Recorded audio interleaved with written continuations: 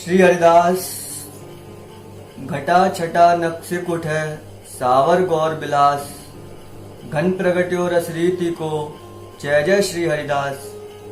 दोस्तों, मैं मुकेश कुंज यूट्यूब श्री हरिदासी रसोपासना में आप सभी का स्वागत करता हूं और आज का हमारा विषय है कि स्वामी जी की उपासना में रज के बने पात्रों की क्या महिमा और क्या महत्व है। तो इसी चर्चा को प्रारंभ करने से पूर्व आप सभी से निवेदन है कि जिन लोगों ने हमारे YouTube चैनल को सब्सक्राइब ना किया हो वह चैनल को सब्सक्राइब कर बेल आइकन को जरूर दबाएं, जिससे आने वाली वीडियोस की सूचना आपको तुरंत मिल सके और साथ ही वीडियोस और लोगों को शेयर करें जिससे अधिक लोग चर्चा से जुड़ सके। तो दोस्तों, स्वामी जी की रसोपासना में हमने देखा हो कि मिट्टी का करुआ और मिट्टी के बने अनेकों पात्र, साधारण भाषा में लोग उन्हें मिट्टी के ही पात्र बताते हैं, मगर रसिक आचार्य बताते हैं कि रज के पात्र, क्योंकि हम लोग देखते हैं तो कहेंगे मिट्टी के बर्तन, मगर आचार्यों ने कहा है उन्हें रज के पात्र। और कहा जाए तो हम भी, हमारा शरीर भी एक मिट्टी है और हम भी एक पात्र हैं, मगर जब तक हम स्वयं के स्वरूप को न पहचान लें तब तक श्री स्वामी जी की रसोपासना के पात्र नहीं बन सकते। तो उसी प्रकार हम चर्चा को प्रारंभ करते हैं। और एक बार की बात है कि रीवा नरेश राजा राम बघेला थे, जिन्होंने तानसेन के मुख से स्वामी जी की बहुत प्रशंसा सुनी और प्रशंसा सुनकर उनके मन में उत्कंठा हुई कि वह स्वामी जी के दर्शन करें। उन्होंने तानसेन से स्वामी जी का परिचय पूछा तो स्वामी जी का परिचय तानसेन ने बताते हुए कहा कि इस समय अनन्य नृपति श्री स्वामी हरिदास जी महाराज वृंदावन के निधवन राज में विराजमान होकर बिहारी जी को लाड लड़ाते हैं। तो जब वह पता जान गया तो स्वामी जी के दर्शन करने के लिए श्री धाम वृंदावन में आया। और जब वह वृंदावन में आया तो उसने देखा कि निधवन राज में स्वामी जी अपने लाडले ठाकुर श्री बांके बिहारी जी के भोग की तैयारी कर रहे हैं। उसने स्वामी जी के दर्शन किए। स्वामी जी की रूप माधुरी को देखकर वह आत्मविस्मृत हो गया और अपने स्वरूप को खो बैठा। कहा जाए तो वह स्वामी जी की रूप माधुरी में डूब गया, परंतु जब उसने दर्शन किए तो स्वामी जी बिहारी जी के भोग की तैयारी कर रहे थे।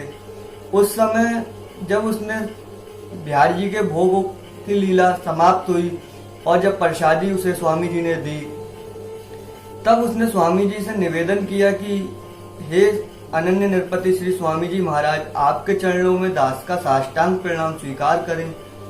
कृपया कर दास की एक विनती है कि आप ठाकुर जी के भोग के लिए रज के बने पात्रों का उपयोग करते हैं, तो मेरा निवेदन है कि मैं आपकी सेवा में, आपके ठाकुर जी की सेवा में स्वर्ण और चांदी के पात्र भेंट करना चाहता हूँ। आप कृपया मेरी भेंट को स्वीकार करें। स्वामी जी को राजा का भाव तो बहुत अच्छा लगा, परंतु अगर स्वामी जी रज के पात्रों के स्थान पर स्वर्ण के पात्र उनसे ले लेते तो शायद हम जैसे दास और अन्य रसिक परिकर उन रज पात्रों का महत्व को नहीं जान पाता। तो स्वामी जी ने उनसे कहा, अपने शिष्य परिकर से, कि एक बार राजा को बिहारी जी की रसोई के दर्शन कराओ। तो जब वह वहां रसोई में पहुंचे तो उन्होंने देखे जो पात्र अमनिया करे हुए रखे हुए थे, जिन पात्रों में रज के जिन पात्रों में बिहारी जी के भोग लगे थे, अब वह पात्र अमनिया करे हुए रसोई में रखे हुए थे। और जब वह रसोई में गया तो स्वामी जी ने उन्हें अपनी निकुंज की लीला दिखाते हुए दर्शाया। तब वह उन रज पात्रों के स्थान पर उसे स्वर्ण चांदी के पात्र नजर आ रहे थे और सारे पात्र हीरे जवाहरात और मोतियों से मणित थे। तो ऐसे जब स्वामी जी की लीला को उसने देखा और पात्रों को देखा तो उसकी आंखें नम हो गईं और वह स्वामी जी के पास आकर बड़ा द्रवित हृदय से बोला कि हे स्वामी जी, मैं अपनी अपराध की क्षमा चाहता हूँ। मैं अपने अज्ञानतावश आपकी लीला को, आपके महत्व को नहीं समझ पाया।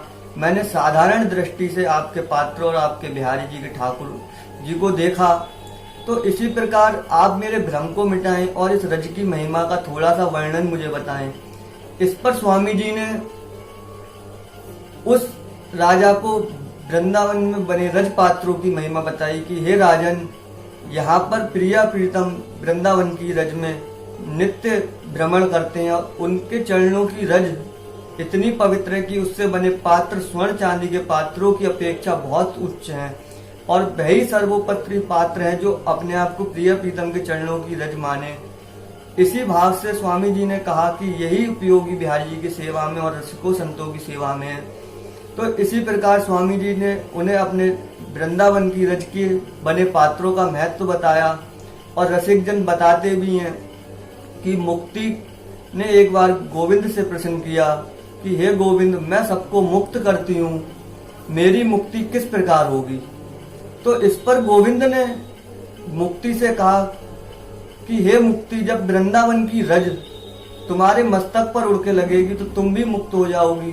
तो इसमें एक पद है कि मुक्ति कहे गोपाल सो, मेरी मुक्ति देव बताए, ब्रजरज उड़ मस्तक लगे तो मुक्ति मुक्त हो जाए। ऐसी श्री वृंदावन की रज की महिमा जो मुक्ति को भी मुक्त कर दे, ऐसी रज को हम अपने सिरोधार्य क्यों ना करें। हमारे आचार्यों ने उन पात्रों से ही बिहारी जी को लाड़ लड़ाया, उन्हीं में उन्हें भोग पवाए हैं। तो ऐसे श्री वृंदावन की रज की महिमा और उससे बने पात्रों की महिमा है। इसी के साथ आपको अगर हमारी आज की चर्चा समझ आई या आपको कैसी लगी, आप हमें अवश्य कमेंट बॉक्स में बताएं। इसी के साथ वाणी को विराम देते हुए श्री हरिदास।